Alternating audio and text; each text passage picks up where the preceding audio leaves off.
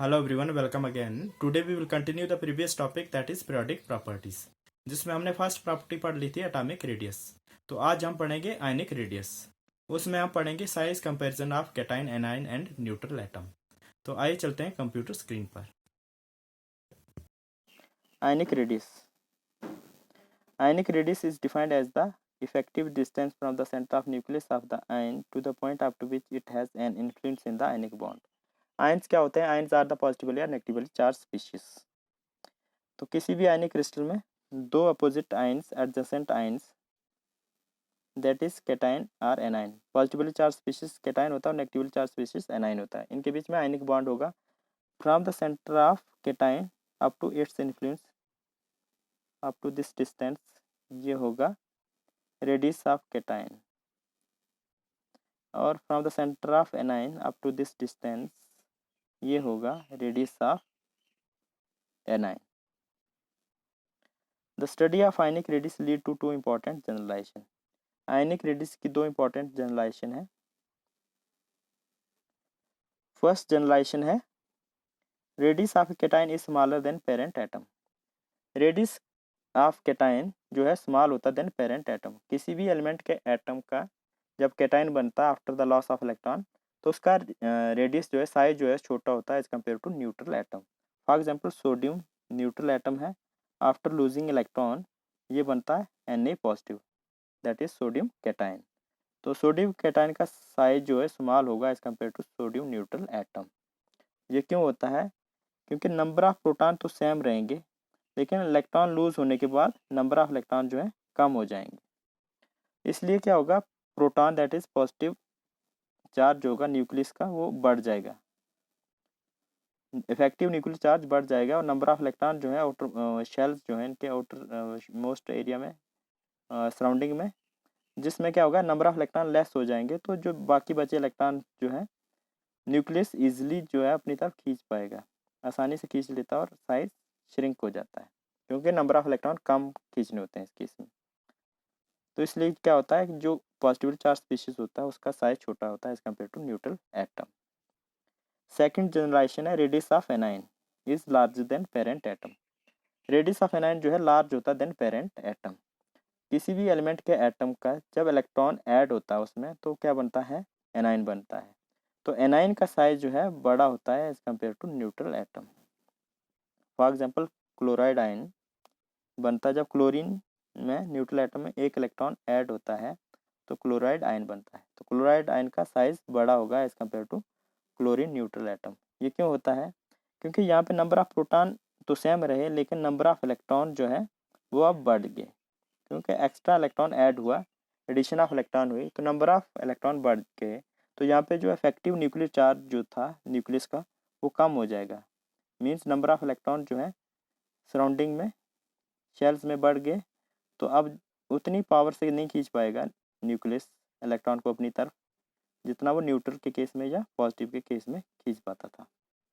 इसलिए क्या होता है, जब एक्स्ट्रा इलेक्ट्रॉन ऐड होता है तो साइज बढ़ जाता है। Therefore, radius of cation is smaller than radius of neutral atom, that is parent atom is smaller than radius of anion. Radius of anion बड़ा होता है than parent atom, and radius of cation छोटा होता है than parent atom. For example chlorine का negative ion जो है उसका साइज बड़ा होगा क्लोरीन से, और क्लोरीन का पॉजिटिव आयन उसका साइज छोटा होगा देन क्लोरीन एटम से। नेक्स्ट है आइसोइलेक्ट्रॉनिक आयंस।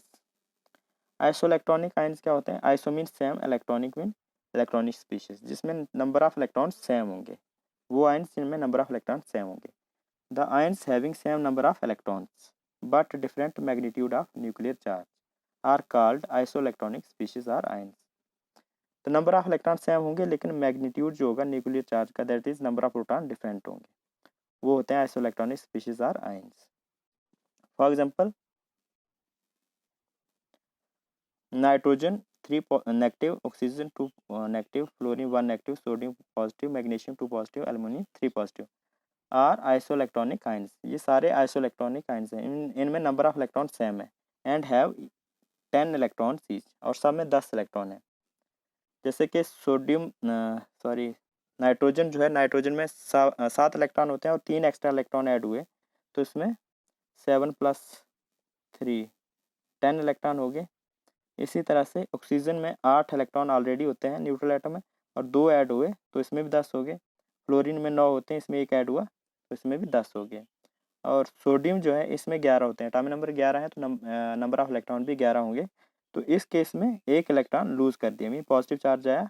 पॉजिटिव चार्ज तब आता है जब इलेक्ट्रॉन लूज होते हैं, और नेगेटिव चार्ज तब आता है जब इलेक्ट्रॉन गेन होते हैं। तो यहाँ पे 1 इलेक्ट्रॉन लूज किया तो 11 - 1 क्या आएगा, 10 आएगा।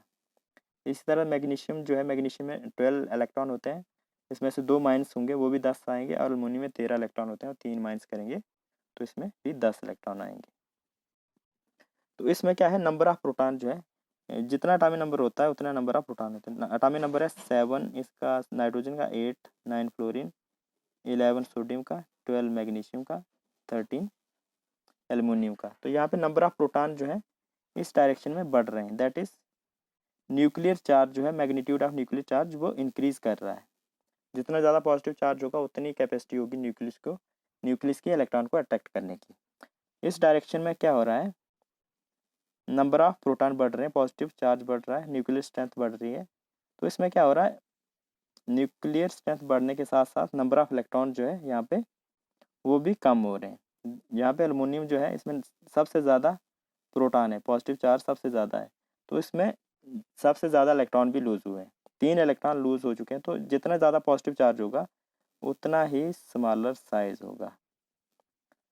तो यहाँ पे जो है एल्युमिनियम का सबसे छोटा साइज होगा, इसमें सबसे ज़्यादा पॉजिटिव चार्ज है, 3 पॉजिटिव है, और इसमें दूसरी चीज़ ये, इसमें सबसे ज़्यादा नंबर ऑफ प्रोटॉन्स भी हैं।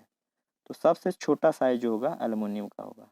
उसके बाद मैग्नीशियम, मैग्नीशियम में कितने हैं, 12 प्रोटॉन हैं, तो 2 लूज़ किए हैं, तो इसमें नंबर ऑफ इलेक्ट्रॉन भी 2 कम हुए, इसलिए सेकेंड नंबर पे साइज इसका आएगा छोटे में।